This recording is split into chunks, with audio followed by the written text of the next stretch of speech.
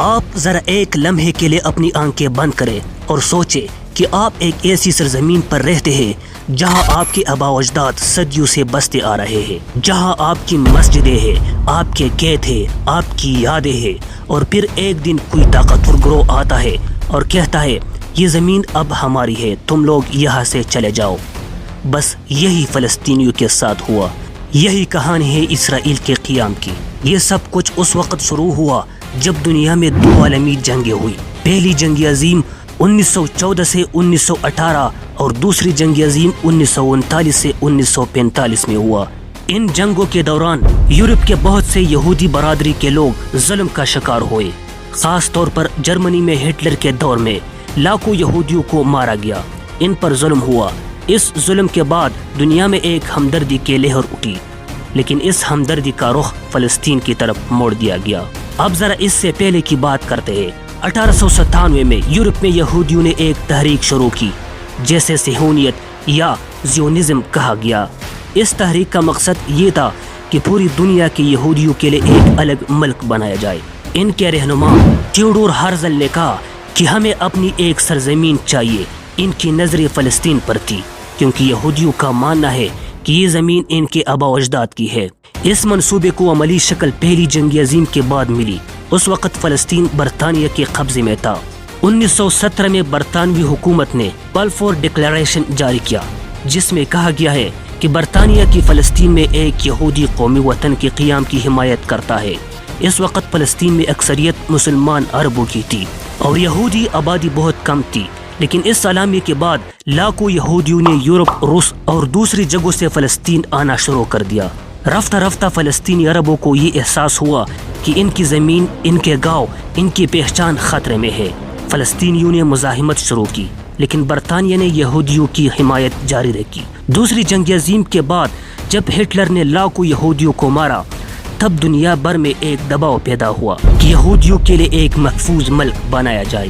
1947 میں اقوام متحدہ نے ایک منصوبہ پیش کیا جس کے مطابق فلسطین کو دو حصوں میں تقسیم کر دیا جائے، ایک حصہ یہودیوں کے لیے اور ایک عربوں کے لیے۔ یروشلم کو ایک بین الاقوامی شہر قرار دیا گیا، لیکن فلسطینی اور دوسرے عرب ممالک نے یہ منصوبہ رد کر دیا، کیونکہ ان کے مطابق یہ سراسر ظلم تھا کہ ایک قوم کو جس کی اکثریت وہاں رہتی تھی، اس کی زمین کو زبردستی بانٹ دیا جائے۔ لیکن یہودیوں نے فوراً موقع سے فائدہ اٹھایا۔ 14 مئی 1948 کو ڈیوڈ بین گوریان نے اسرائیل کے قیام کا اعلان کر دیا۔ اس اعلان کے ساتھ ہی 5 عرب ممالک مصر، اردن، شام، لبنان اور عراق نے اسرائیل کے خلاف جنگ چھیڑ دی، لیکن وہ شکست کھا گئی۔ اس جنگ کے نتیجے میں ہزاروں فلسطینی شہید ہوئے، لاکھوں کو ان کے گھروں سے نکال دیا گیا اور فلسطین کا 78% حصہ اسرائیل کے قبضے میں چلا گیا۔ اسی واقعے کو فلسطینی نکبہ یعنی تباہی کا دن کہتے ہیں۔ پھر 1967 میں ایک اور جنگ ہوئی جسے 6 روزہ جنگ کہا جاتا ہے۔ اس جنگ میں اسرائیل نے مزید عرب علاقے جیسے مغربی کنارہ، غزہ، گولان کی پہاڑیاں اور مشرقی یروشلم پر قبضہ کر لیا۔ آج بھی ان علاقوں پر اسرائیل کا ناجائز قبضہ جاری ہے اور فلسطینی آزادی کی جدوجہد کر رہے ہیں۔ اب ایک بات بہت اہم ہے سمجھنا، اسرائیل کا قیام نہ قدرتی تھا نہ تاریخی، بلکہ یہ ایک سیاسی منصوبہ تھا جس میں عالمی طاقتوروں نے یہودیوں کو ایک جگہ اکٹھا کر کے ایک ریاست دی۔ اس ریاست کے قیام کے لیے لاکھوں فلسطینیوں کو بے گھر کیا گیا، شہید کیا گیا، ان کی زمینیں چھینی گئی، ان کے خواب توڑے گئی۔ یہ ہے اسرائیل کی حقیقت، ایک ایسی ریاست جو ظلم پر بنی اور آج بھی ظلم پر قائم ہے۔ اب جب ہم سنتے ہیں کہ فلاں عرب ملک نے اسرائیل کو تسلیم کر لیا یا فلاں ملک کرنے والا ہے، تو ہمیں یہ جاننا ضروری ہے کہ ہم کس کو تسلیم کر رہے ہیں۔ کیا ہم ایک ریاست کو مان رہے ہیں یا ایک ظلم کو؟ اب واپس آتے ہیں اس بیان کی طرف جو اسٹیورٹ کوپ نے دیا۔ ان کا کہنا ہے کہ بہت جلد ایسے ممالک بھی اسرائیل کو تسلیم کریں گے جن کا کوئی سوچ بھی نہیں سکتا۔ یہ بات بہت اہم ہے کیونکہ اس کا مطلب یہ ہے کہ شاید اب پاکستان، انڈونیشیا، ملیشیا، الجزائر، تیونس یا دوسرے ایسے عرب ممالک بھی اس فہرست میں شامل ہو سکتے ہیں جنہوں نے ہمیشہ سے اسرائیل کے خلاف سخت موقف رکھا ہے۔ لیکن اگر یہ بات سچ ہو گئی تو پھر فلسطینیوں کے ساتھ کیا ہوگا؟ کیا ان کے خواب ہمیشہ کے لیے دفن ہو جائیں گے؟ دوسری طرف اسٹیورٹ کوپ یہ بھی کہتے ہیں کہ اس عمل سے مشرق وسطی میں توازن آئے گا، لیکن یہ کیسا توازن ہے کہ مظلوم کو اس کے حق سے محروم کر کے ظلم کے ساتھ ہاتھ ملایا جائے؟ کیا امن صرف طاقتور کے ساتھ سمجھوتا کرنے سے آتا ہے؟ اگر ایسا ہے تو پھر انصاف کا کیا ہوگا؟ فلسطینی جو پچھلے 78 سالوں سے ظلم سہ رہے، ان کی قربانیوں کا کیا صلہ ملے گا؟ اصل بات یہ ہے کہ امریکہ کی یہ پالیسی فلسطینیوں کو مزید کمزور کرنے کی ہے۔ اب وہ کوشش کر رہے ہیں کہ فلسطینیوں کو تنہا کر دیا جائے تاکہ ان کے پاس کوئی آپشن نہ رہے۔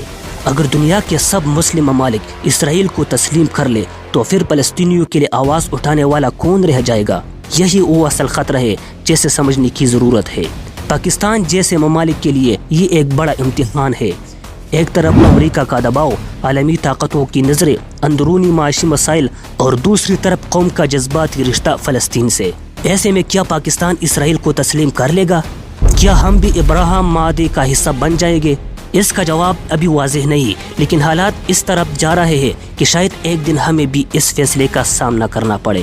لیکن سوال صرف حکومتوں کا نہیں، عوام کا بھی ہے کہ عوام اس فیصلے کو قبول کر لے گا؟ کیا پاکستان کی گلی کوچوں میں عام نوجوان، عام ماں باپ، وہ لوگ جنہوں نے ہمیشہ فلسطین کے لیے دعا کی، وہ اسے قبول کر لیں گے؟ شاید نہیں، کیونکہ پاکستان میں فلسطین کا مسئلہ صرف ایک سیاسی مسئلہ نہیں، یہ ایک دینی، جذباتی اور تاریخی مسئلہ ہے۔ یہاں لوگ بیت المقدس کو اپنا قبلہ اول سمجھتے ہیں اور مسجد اقصیٰ سے ایک روحانی تعلق رکھتے ہیں۔ ایسے میں اسرائیل کو تسلیم کرنا ایک بہت بڑا فیصلہ ہوگا۔ اب آتے ہیں اس بات پر کہ اگر مزید ممالک اسرائیل کو تسلیم کرتے گئی تو دنیا میں کیا تبدیلی آئے گی؟ سب سے پہلی بات تو یہ کہ اسرائیل مزید طاقتور ہو جائے گا۔ وہ جو آج صرف غزہ پر حملہ کرتا ہے، کل کو پورے عرب خطے پر نظر ڈال سکتا ہے۔